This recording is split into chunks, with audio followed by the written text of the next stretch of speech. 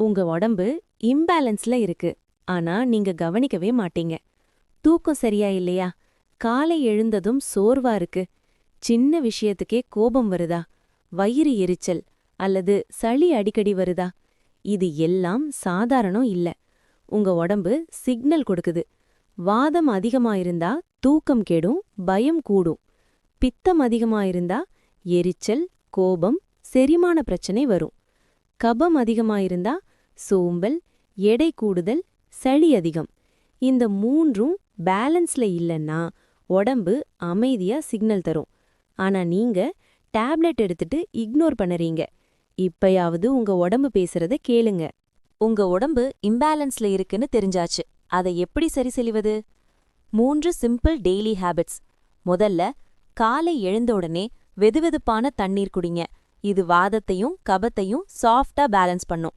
இரண்டாவது, உங்க செரிமானத்துக்கு ஏற்ற உணவு சாப்பிடுங்க. அதிக காரம், அதிக எண்ணெய், அதிக குளிர் உணவு அவாய்ட் பண்ணுங்க. பித்தம் காமாகும், கபம் குறையும்.